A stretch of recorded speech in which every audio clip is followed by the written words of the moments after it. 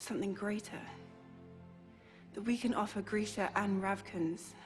Grishaverse fans, rejoice and be glad. Shadow and Bone is confirmed for a second season, and we can't wait to share with you what's in store for the show. We'll be getting in depth with what's going to happen with Alina, the Sun Summoner, and our favorite crows. Undoubtedly, we'll be introduced to a whole new set of characters and different storylines in Season 2. So tune in as we lay down everything you need to know about the upcoming season. Season 2 was announced in early June. During Geeked Week, Netflix officially confirmed Season 2 of Shadow and Bone. The good news was announced by none other than Eric Heiserer, the show's runner. I'm honored and thrilled to return to the Grishaverse and continue the stories of these endearing characters, particularly Milo. Leigh Bardugo, the author of the Shadow and Bone novel series, further added, "I've been writing in the Grishaverse for nearly 10 years now, so I'm thrilled we get to keep this adventure going." What will Season 2 be about? A word of warning, we've got spoilers ahead regarding the finale of Season 1. Near the end of the first season, we see Alina, Mal, as well as Crow's cats, Inej, and Jesper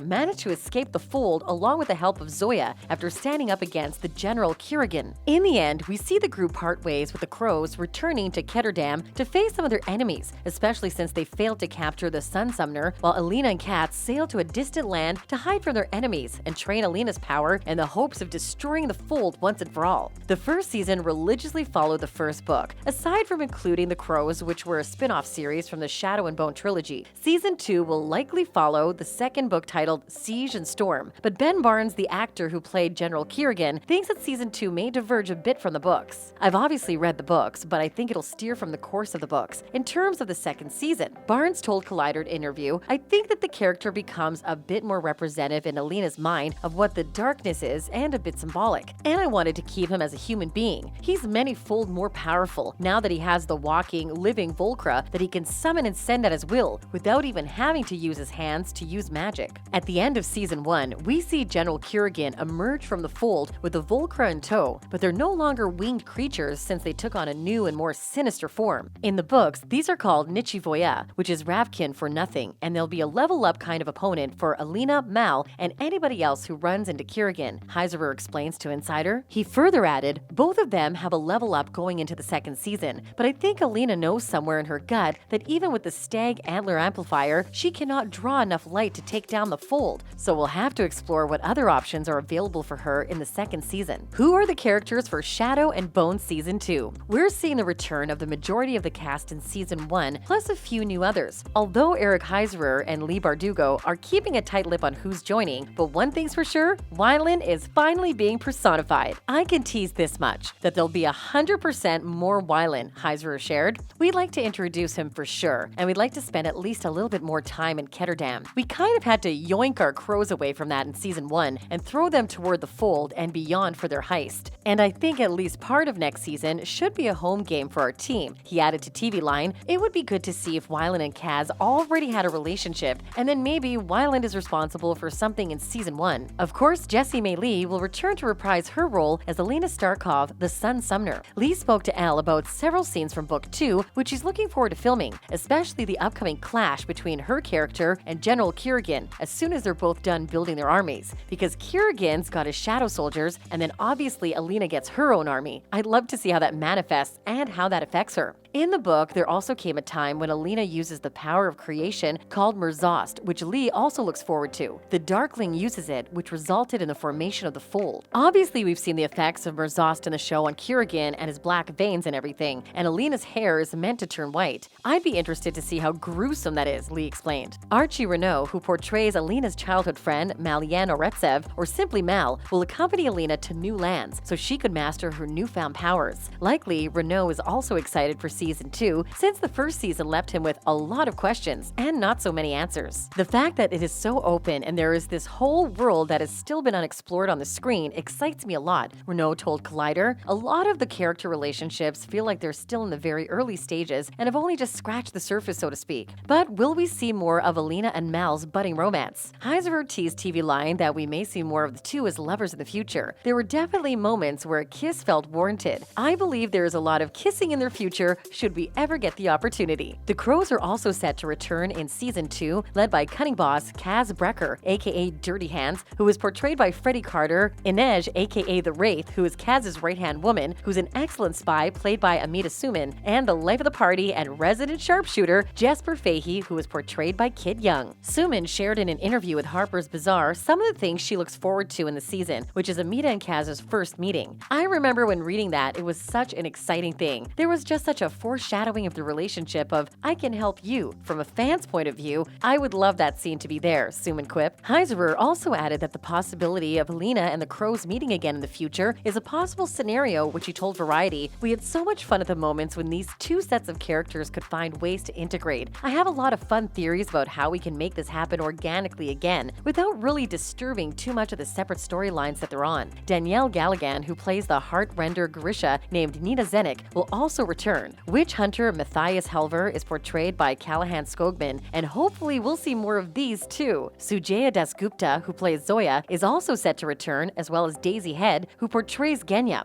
Luke Pasqualino is David, as well as the Darkling's most loyal heartrenders, Ivan and Fedor, who are portrayed by Simon Sears and Julian Kostov, respectively. Another character Bardugo is looking forward to in Season 2 is the introduction of the privateer named Sturmhond, and Wylan, who is a fan favorite from the books. For me, the big thing, I want to see Sturmhond, the privateer. I want to see Wylan, who is the only pro we don't get to see in Season 1. I'd love to see Tolya and Tamar. The problem with seeing your characters brought to life by fabulous actors is that it makes you very greedy, and I would be thrilled to see who we could find to play what are quite challenging roles. There's just so much story, Bardugo shared with Collider. When will filming start for Season 2? Heiserer shared on his personal Twitter that details how the team is moving forward with the Season 2 since it's officially confirmed by Netflix. Sean Levy, the man behind the show's production company, 21 Laps Entertainment, also told Collider that they're still working on the scripts for Season 2. Scripts written heading into production shortly, in great shape, very much favorable to the characters and the world that we've built and the Grishaverse that was put on screen in Season 1. But building out from there, Eric Heiserer is still at the helm as creator, showrunner, and getting kind of dangerously close to heading into production.